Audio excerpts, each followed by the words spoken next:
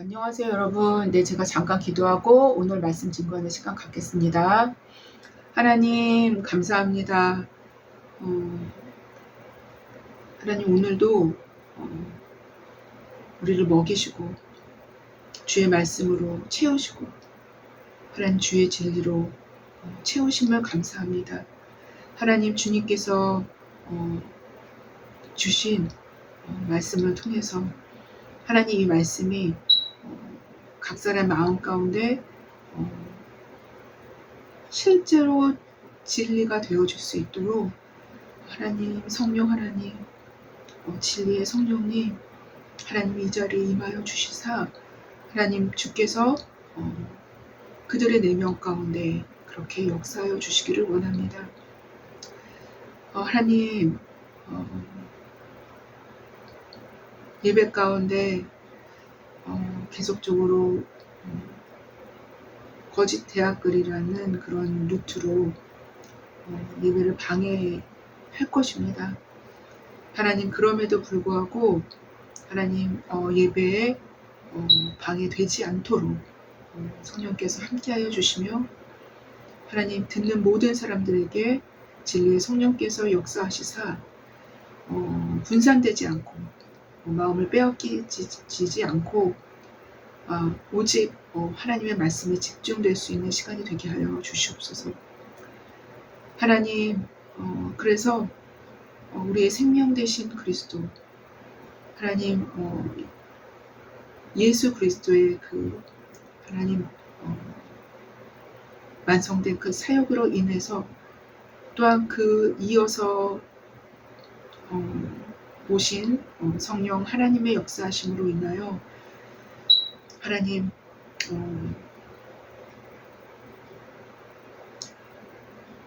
우리 내면에 온전히 진리로 채워줄 수 있도록 역사하시사 영생으로 우리를 이끌어갈 수 있는 하나님 하나하나의 발걸음들이 될 수 있는 그 시간으로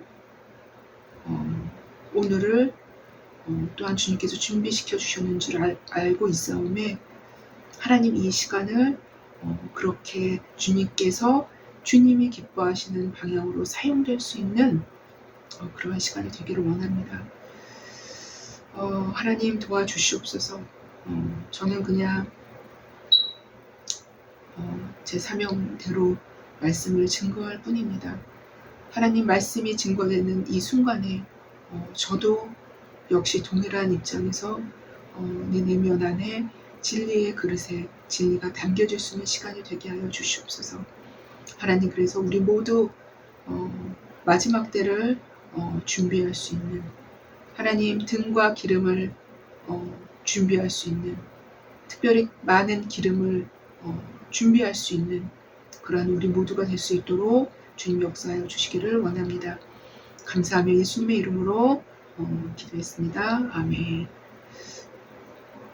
네, 여러분, 오늘도 제가 로마서 말씀을 들고 그 다음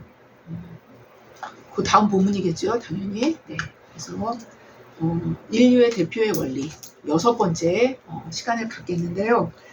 본문은 그 다음 본문입니다. 그래서 21절, 로마서 5장 21절을 본문으로 잡았습니다. 제가 한번 읽어보겠습니다. 이 본문은 5장의 마지막 구절이 되게 됩니다. 네, 그래서 이 21절 제가 한번 읽어보겠습니다.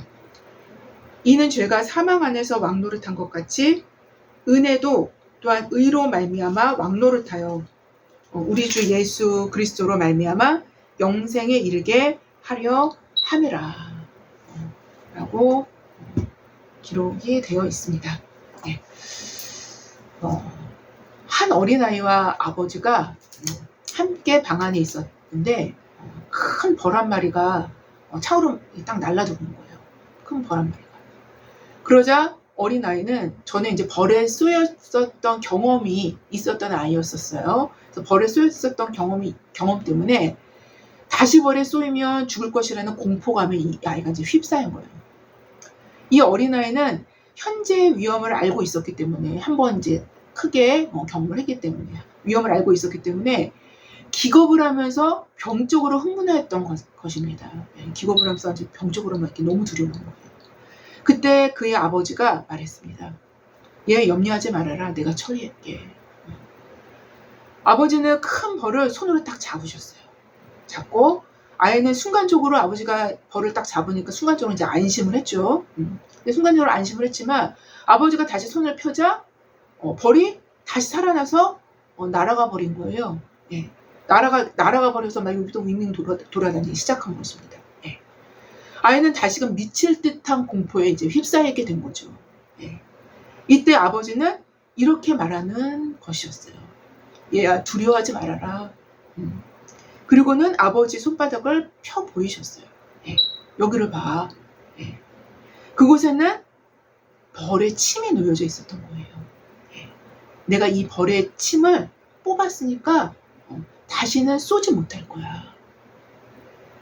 예. 그러면 이제 벌이 아무리 윙윙 돌아다녀도 예. 거의 뭐 위험에 있어서는 무용지물이죠. 그쵸? 예. 이것이 바로 예수께서 우리를 위해서 행하신 일이라고 말씀드릴 수 있어요. 예. 여러분 벌은요 윙윙거리면서 지금도 돌아다닙니다. 예. 이미 사망은 그리스도 안에서는 침이 빠진 벌과 같게 되었기 때문인 거예요. 그리스도 안에서는 이게 중요합니다. 다시 사망이 여전히 다시 활개를 치듯 보이지만 실상은 더 이상 위협적인 존재가 되어줄 수 없다라는 것입니다. 그리스도 안에서. 물론 그리스도 예수 안에서라는 전제가 확실하게 전제되어져야만 합니다. 네. 사도 바울은 고린도전서 15장 56절에서 57절 이하에 이렇게 말씀하시고 계셔요. 사망이 쏘는 것은 죄요. 사망이 벌처럼 죄의 침을 쏜다는 거예요. 네. 사망이 쏘는 것은 죄요. 죄의 권능은 율법이라. 우리 주 예수 그리스도로 말미암아 우리에게 승리를 주시는 하나님께 감사하노니 라고 기록되어 있습니다. 바로 죄는 사망 안에서 그 지배력을 행사합니다. 죄는 그 사망이라는 그 사망 안에서 그 지배력을 실제적인 지배력을 행사해요. 그래서 죄와 사망의 관계를 칼빈이 아주 잘 설명을 했어요. 그래서 칼빈의 주석을 보면 이렇게 기록이 되어 있습니다. 죄는 사망의 독침이기 때문에 사망은 죄로 말미암아 사람들을 지배할 권세를 지니고 있고 그 죄로 말미암아 사람들을 지배할 권세를 지니게 된다는 거예요. 누가요? 사망이 있고 죄는 사망으로 말미암아 권세를 휘두를 수 있게 되는 거예요. 실제적인 권세를 휘두를 수 있다. 라고 설명을 합니다. 칼빈은. 네. 뿐만 아니라 고린도전서 15장 56절 하반절에는 또 이렇게 기록되어 있었죠. 제가 방금 읽었었던 것처럼 죄의 권능은 율법이니라 라고 기록되어 있지 않았습니까? 네, 다시 한번 제가 읽어보면요. 사망에 쏘는 것은 죄요. 죄의 권능은 율법이라 이렇게 말씀하시지 않으셨어요? 네. 그래서 죄의 권능은 율법이라는 말씀도 성경에서는 덧붙이셔요. 예. 이 말씀을 쉽게 설명하자면 율법은 죄 지은 자를 합법적으로 정죄하기 때문이에요. 예. 합법적으로 정죄해요. 뒷구녕으로 정죄하는 것이 아니라 합법적으로 정죄합니다. 예. 율법은. 예. 바로 그렇기 때문에 죄의 입장에서는, 그러니까 죄인의 입장에서가 아니에요. 예, 그 죄의 입장에서는 율법으로 인하여 더 큰 힘을 얻게 되어지는 것이기 때문인 거예요. 예, 그래서 죄의 권능은 율법이라고 기록하고 있는 것입니다. 여하튼 죄는 사망으로 말미암아 권세를 휘두를 수 있기에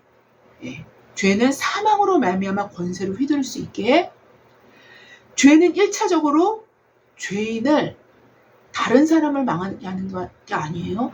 죄는 1차적으로 죄인 그 자신을 사망으로 이끄는 권세로 그 지배력을 행사하는 거예요. 다시 말씀드릴게요. 죄는 1차적으로 죄인을 사망으로 이끄는 권세로 그 지배력을 행사해요. 예. 그래서 성경에서는 죄가 죄인을 죽인다라고 말씀하시고 계신 거예요. 죄가 그 죄인을 죽여요. 예. 즉 죄를 짓는다라는 것, 더 나아가서 죄를 즐긴다라는 것은 죄 지은 자 자신을 죽이는 것이며, 더 나아가 스스로를 죽이는 것을 즐기고 즐거워하는 차원이 된다는 것입니다.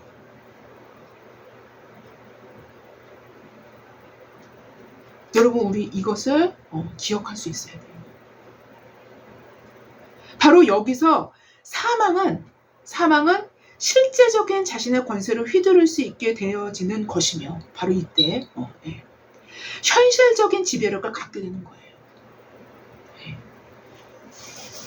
이것이 죄와 사망의 상관관계라고 설명드릴 수 있을 것입니다. 죄와 사망의 상관관계. 연결해서 오늘 본문을 살펴보면 이렇습니다. 이는 죄가 사망 안에서 왕노릇한 것 같이 은혜도 또한 의로 말미암아 왕노릇하여 우리 주 예수 그리스도로 말미암아 영생에 이르게 하려 함이라 라는 것이 오늘 본문이에요. 네. 바로 죄는 사망으로 말미암아 권세를 휘두를 수 있기 때문에 사도는 죄가 사망 안에서 왕노릇한다 라고 표현하고 계신 거예요. 부연 설명을 드린다면, 만약 사망이 실제적인 지배권을 행사할 수 있는 그 죄라는 것이 없다면, 그 죄라는 것이 없다면 사망의 실제적인 손발이 잘리는 거잖아요. 그렇죠? 죄라는 것이 없다면 사망은 그 힘과 세력이 잃어버리는 것이고, 결국 그래서 사망의 막강한 힘은 소멸되어질 거예요. 그렇겠죠. 바로 이 일이 일어났습니다. 바로 이 일이 그리스도에 의해서 출발되어진 거예요. 또한 그의 부활하심으로 확증된 것입니다. 왜요? 인류 역사상 죄가 없으신 분이 예수 그리스도 한 분뿐이셨어요. 인자이면서. 왜요? 아담의 계율을 따르지 않았기 때문이에요. 모든 것들이 다 연결되죠, 여러분. 바로 이 일이 그리스도에 의해서 출발되어진 것이며, 또한 그의 부활하심으로 확증된 것이라고 말씀드릴 수 있어요. 뿐만 아니라 오늘 본문은 여기서 제가 조금 더 부연 설명합니다. 죄가 없으신 분은 예수 그리스도셨어요.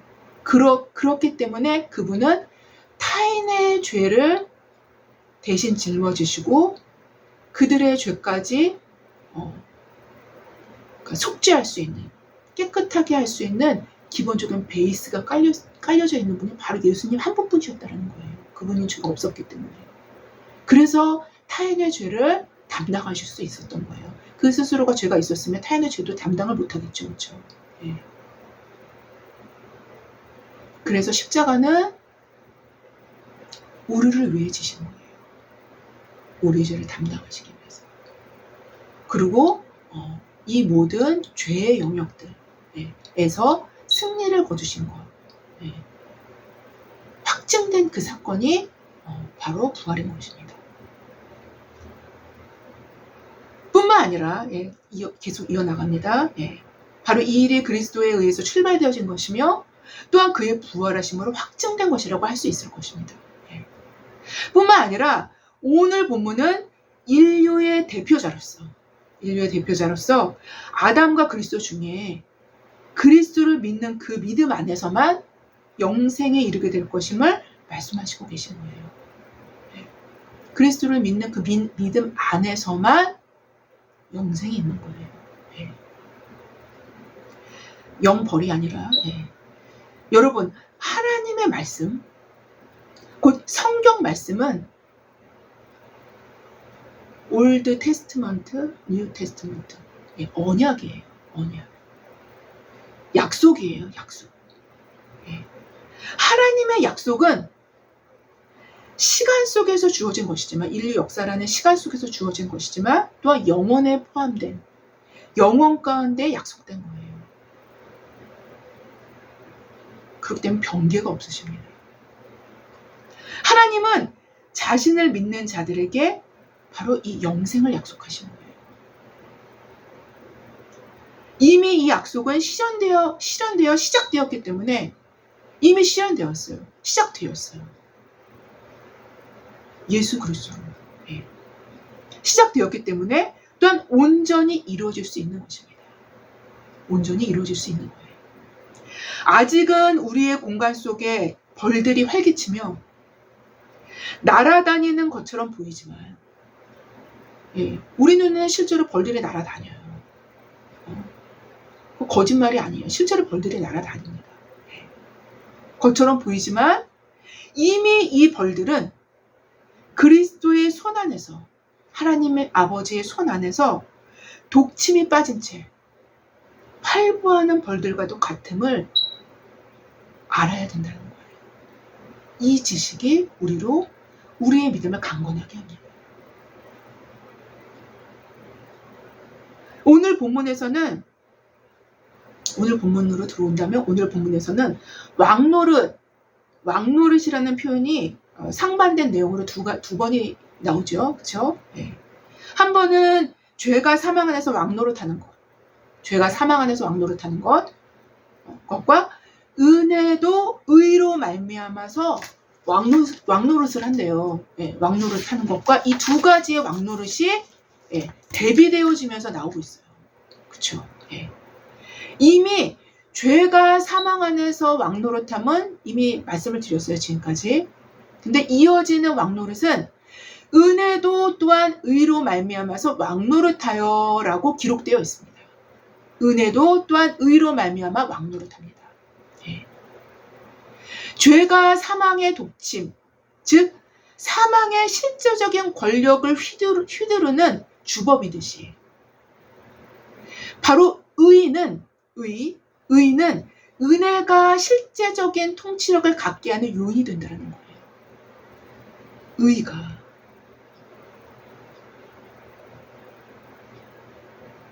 곧 은혜가 왕노릇할 수 있는 환경은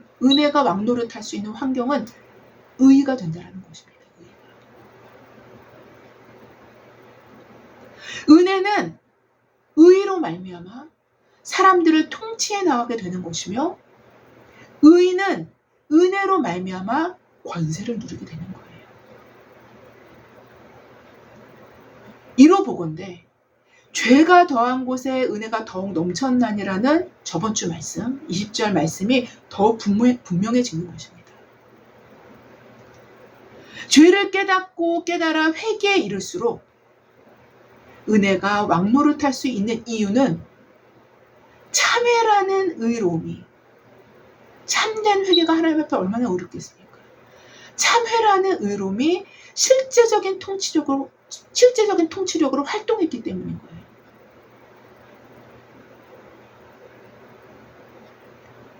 또한 역시 은혜가 왕노릇할 수 있는 환경은 의이기 때문에 믿음으로 말미암는 칭의를 통해서 은혜가 왕노릇할 수 있는 거예요.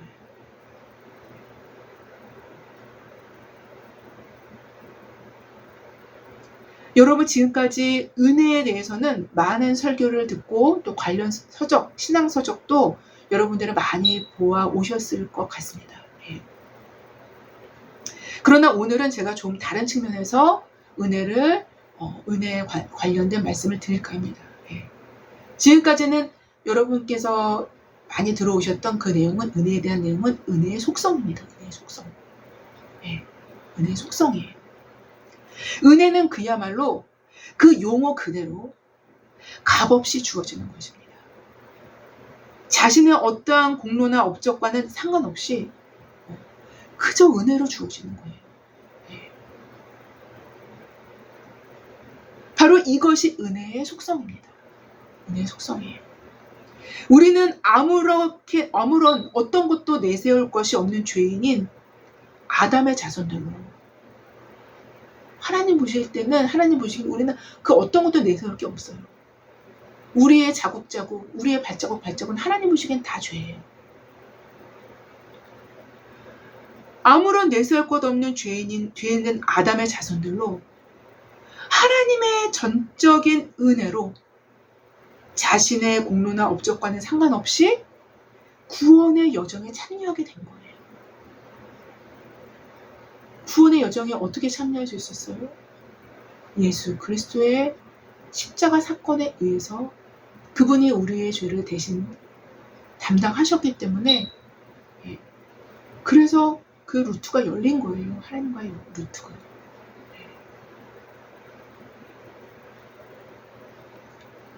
그 은혜로 자신의 공로나 업적과는 상관없이 구원의 여정에 참여하게 된 것입니다. 구원의 여정에 참여하게 된 거예요. 이 은혜는 죄인된 우리가 의인으로 칭함을 받게 만든 것입니다. 죄인된 우리가 의인으로 칭함을 받게 만든 거예요. 그만한 가치가 없음에도, 그만한 어떠함이 없음에도 은혜로 주어진 것입니다. 은혜로 주어진 거예요. 이것이 곧 은혜의 속성입니다. 이것이 곧 은혜의 속성이에요. 그런데요, 은혜에 관련해서는 또 다른 면도 성경은 말씀하시고 계세요. 또 다른 면이 있습니다. 바로 은혜의 목적입니다. 은혜의 목적. 은혜의 목적을 잃어버리면요, 여러분, 지멋대로 살게 돼요. 은혜를 왜 주셨는지 목적을 상실한 채 아무렇게나 살아도 자기는 구원받는다고 생각을 해요. 은혜의 목적을 상실하게 되면요, 은혜를 기만합니다. 은혜를 기만해버려요. 은혜의 목적을 상실하면요, 은혜를 더럽힙니다.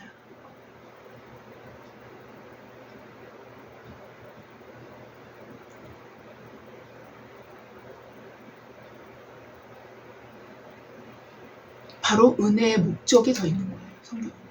어쩌면 은혜는 분명한 목적을 갖고 임합니다. 은혜는 분명한 목적을 갖고 임해요. 그러나 은혜는 그 은혜의 목적조차도 은혜스러워요.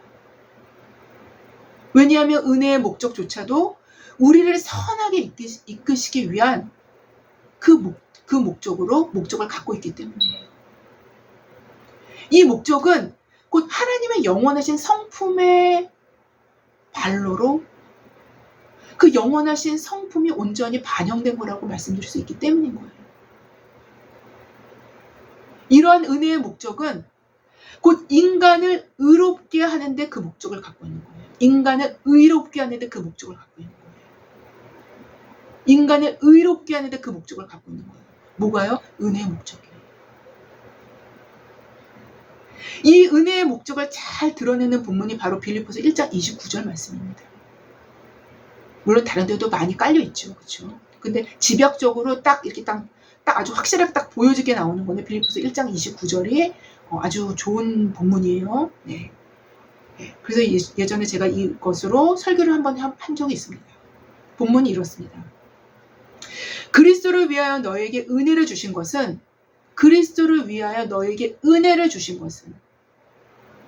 다만 그를 믿을 뿐만 아니라 그를 위하여 고난도 받게 하려 하심이라. 그 은혜를 주신 목적이 우리를 믿게 하고 또 고난을 받게 하기 위해서 은혜를 주셨다는 거예요. 여러분, 이 구절도 굉장히 새롭죠, 그렇죠? 사도는 여기서 은혜를 주신 목적을 두 가지로 기록하고 있는데요. 첫째는 그를 믿는 것, 둘째는 그를 위해서 고난도 받게 하는 것. 이 두 가지입니다. 이 두 가지를 위해서 은혜를 주셨다고 기록을 합니다. 그런데 이 두 가지의 목적은 사실상 하나의 목적을 지향하고 있죠. 하나의 목적지에서 나옵니다. 예. 곧 의로, 의라는 목적을 갖고 파생된 두 개의 목적이에요. 첫째, 그를 믿는 것이 우리에게 은혜를 주신 목적이라고 기록하고 있는데요. 빌립보서 1장 29절에 우리는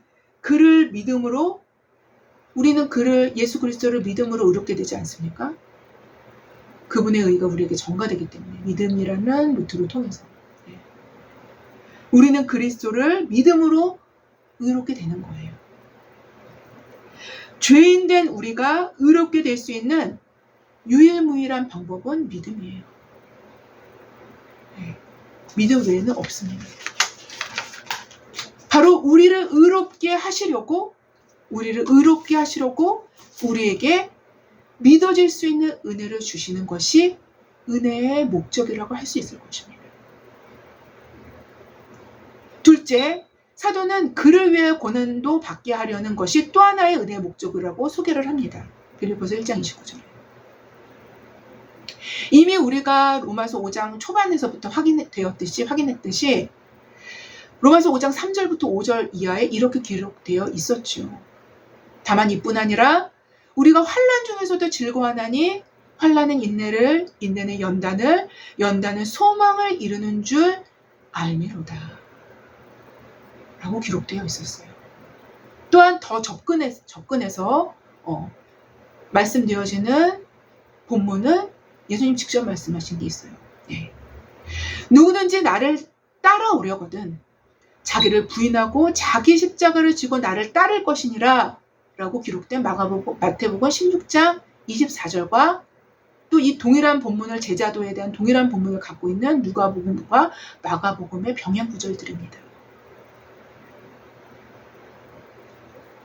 바로 이런 말씀들은 그리스도를 직간접적으로 따를 때 반드시 부딪히게 될 고난의 정황들을 명백하게 기록하고 있는 거예요. 그리고 이러한 고난을 위해서 은혜를 주시게 된다는 것을 성경은 분명히 기록하고 있는 거예요. 그렇다면 하나님께서 왜 은혜를 주시는 목적의 한 부분을 차지할 만큼 비중을 두시면서까지 그를 위하여 고난을 받게 하시는 이유는 무엇일까요? 오늘은 제가 저번에 이 본문을 통해서 빌립보서 1장 29절의 이 본문을 설교를 할 때 말씀드렸던 내용과 겹치지 않게 그거는 좀 스킵하고 다른 부분에 대해서 제가 말씀을 드립니다. 여기에 대해서 히브리서가 그 답을 제시하는데요. 물론 히브리서의 기록은요 핍박의 정황이죠, 그렇죠? 그 배경이 핍박의 정황입니다. 그것도 이방인한테 핍박을 받는 것과 유대인 자신들의 동족한테 핍박을 받는 이 두 가지가 다 겸해서 있었어요. 히브리서의 수신자들이 당하는 정황들이. 그래서 복합적인 핍박과 그 다음에 그 핍박으로 인해서 경제적인 핍박, 사회적인 핍박 이런 모든 것들이 다 한꺼번에 온 것입니다. 이게 히브리서의 정황이에요. 수신자들이 받았던 정황. 바로 이런 상황에서 히브리서 기자는 수신자들에게 배교의 위험을 경계하면서 기록되어진 말씀이 바로 지금 제가 말씀드린 말씀인데요. 그들은 잠시 자기의 뜻대로 우리를 징계하였거니와 오직 하나님은 우리의 유익을 위하여 그의 거룩하심에 참여하게 하시느니라. 무릇 징계가 당시에는 즐거워 보이지 않고 슬퍼 보이나 후에 그로 말미암아 연단받은 자들에게는 이 연단이라는 용어를 우리 어디서 들었죠? 로마서 5장 초반부에서 들었어요.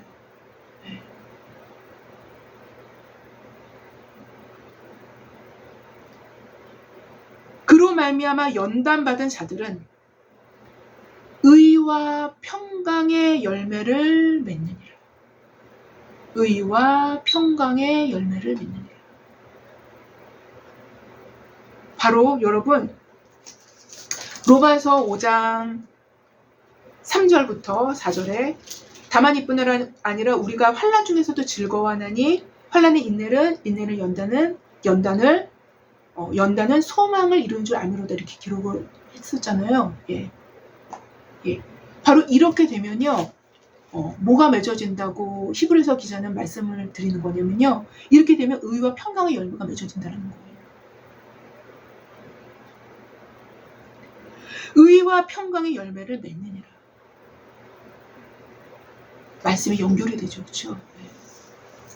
바로 고난의 또 한 가지의 목적은 그의 고난에 참여한 자들이 그러니까 그리스도의 고난에 참여한 자들이 그의 영광에도 참여할 수 있게 될 것이라는 분명한 목적과 함께 이것을 바로 제가 저번에 설교할 때 빌립보서 1장 29절 설교할 때 말씀드렸었던 내용입니다. 예.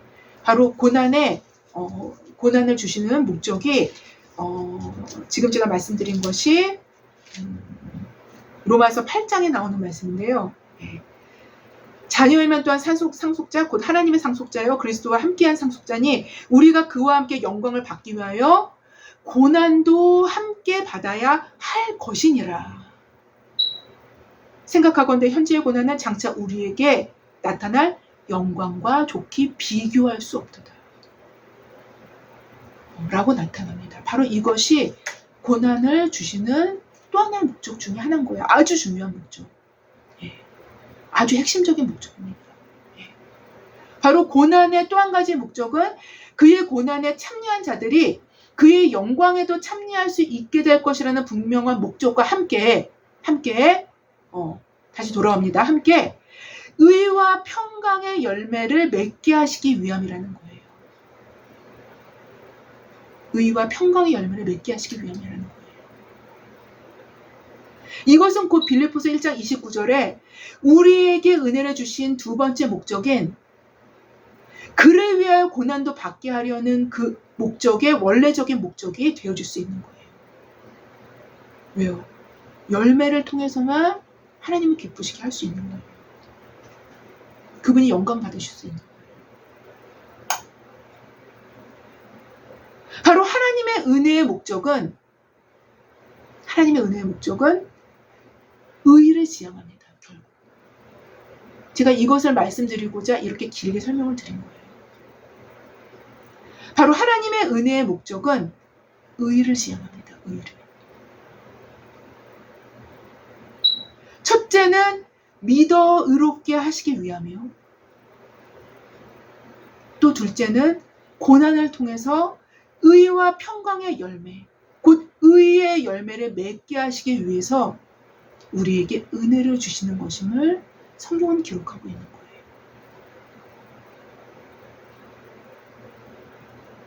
하나님께서는 그리스도를 통해 칭의를 주신 분이시라면 또한 그리스도의 고난에 참여함으로 의의 열매를 맺어나가는 데까지 이르시기를 원하시는 분이십니다. 이게 한 줄기예요. 한 맥락입니다. 이게 따로따로 떨어진 게 아니에요. 왜냐면요. 칭의를 받지 않으면 예수 그리스도의 의가 우리에게 전가된 그 칭의를 받지 않으면 하나님과의 루트가 완전히 단절되는 상태에서는 그 상태에서 아무것도 이룰 수가 없어요. 열매조차 맺어줄 수 없는 거예요. 그 루트가 열려야지만 열매를 맺을 수 있는 진액을 우리가 받을 수 있는 거예요. 의의 진액. 이 루트 자체를 뚫어놓는 것이 바로 칭인 겁니다. 이게 없이는 하나님으로부터 어떤 것도 받을 수가 없기 때문에 어떤 것도 내려올 수 없기 때문에 그 이후에는 열매 조차를 상상할 수가 없어요. 바로 칭의를 통해서 예수 그리스도의 칭의를 통해서 이 의의 엄청나게 굵은 그 물줄기의 구멍, 그 루트가 열린 거예요. 네, 열린 거예요. 그 길을 따라서 의의 열매가 맺어지는 거예요. 근데 그 의의 열매는 고난이라는 정황을 통해서 하나님 맺게 하십니다.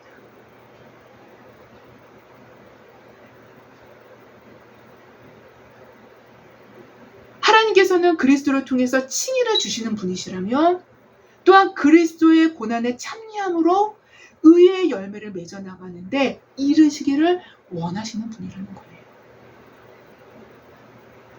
이것이 곧 사도가 말씀하시는 우리에게 은혜를 주신 목적이 되어지는 것이며, 우리에게 은혜를 주신 목적이 되어지는 것이며, 이 목적은 곧 우리로 의롭다 칭해 주시는 데에서 시작해서 의의 열매를 맺어 나가게 하시기까지 이르게 되는 은혜의 목적을 확인할 수 있게 되는 거예요. 여러분, 이게 은혜의 목적입니다. 그래서 오늘 본문은 은혜도 의로 말미암아 왕노릇하여 라고 기록하고 있는 거예요. 왜 해필임 의라는 용어를 썼어요? 사도가? 왜 되게 좋은 용어들이 많은데, 성경적인 좋은 용어들이 많은데 왜 해필임 의예요? 은혜도 의로 말미암아 왕노릇한다는 거예요. 은혜가 왕노릇할 수 있는 거는 의를 통해서인 거예요.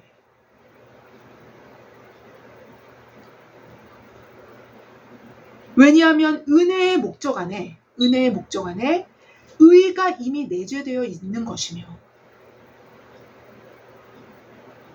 의로 지향되어져서 나가는 거죠. 의로 지향된 그 은혜의 목적은 은혜로 왕노릇하게 만들기 때문인 거예요.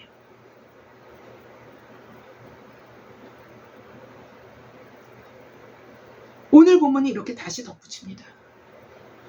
은혜도 또한 의로 말미암아 왕노릇하여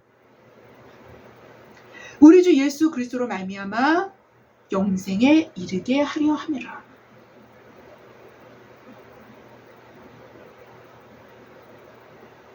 여러분, 쉽게 설명하면요, 의의를 상실하잖아요. 우리의 실제적인 삶에서 의의를 상실하면 하나님의 은혜에 손발이 잘리는 거예요.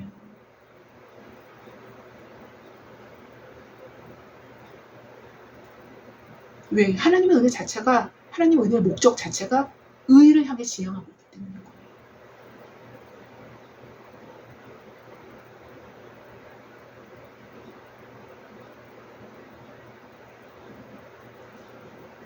여러분, 의로 말미암아 우리 안에서 은혜가 왕노릇하게 된다면, 의로 말미암아 우리 안에서 은혜가 왕노릇하게 된다면 그 사람은 반드시 영생에 이릅니다.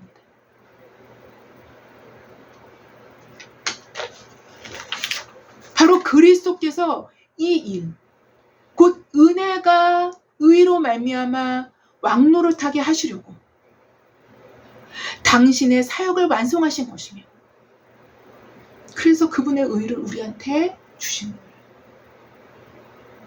야, 이제 구멍 뚫어놨으니까, 야, 이제 하나님으로부터, 예수 그리스도부터 진액의 열매를 받을 수 있어. 진액을 받을 수 있어. 진액을 받으면 이제 의의 열매를 맺어갈 수 있는 거야.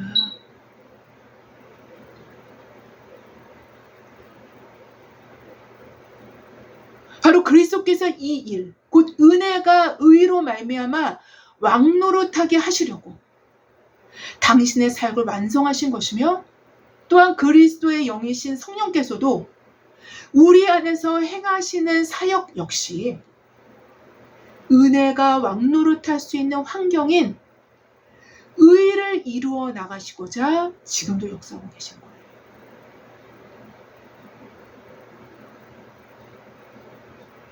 왜냐하면 은혜 자체가 의를 지향하고 그것을 목적으로 하고 있기 때문인 거예요.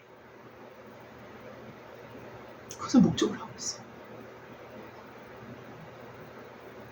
의로 말미암는 은혜의 왕노릇함, 의로 말미암는 은혜의 왕노릇함은 우리로 예수 그리스도로 말미암는 영생에 이르게 할 것임은 분명합니다. 이것을 약속하신 거예요, 하나님께서. 이를 위해서 사도는 로마서 6장부터는 가장 현실적으로 맞부딪히게 되는 죄의 문제를 아주 심도 있게 다뤄나가기 시작하는 거예요.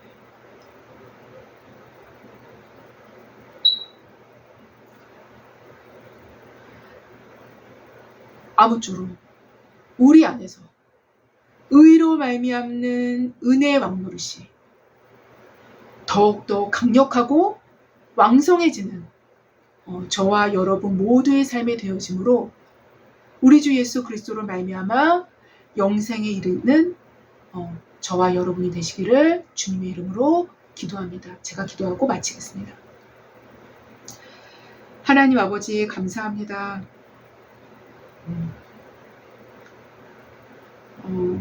말씀을 증거하는 가운데서도 사단이 역사하려고 공격을 했었던 것 같습니다.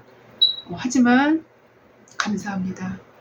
그것까지 주님께서 놀랍게 역으로 사용하실 줄 믿습니다. 하나님 기억하게 하시고 우리의 삶 가운데서 생각나게 하셔서 헛되이 은혜를 받지 않는 일이, 헛되이 은혜를 받는 일이 없도록, 헛되이 은혜를 받는 일이 없도록 우리로 은혜의 목적을 기억하게 하여 주시옵소서. 하나님, 사도 바울은 고린도 후서에서 너희가 은혜를 헛되이 받지 말라고 경고했습니다. 하나님, 우리가 은혜의 목적을 정확히 안다면 은혜를 헛되이 받을 수 없게 되지 않겠습니까? 예. 하나님, 우리에게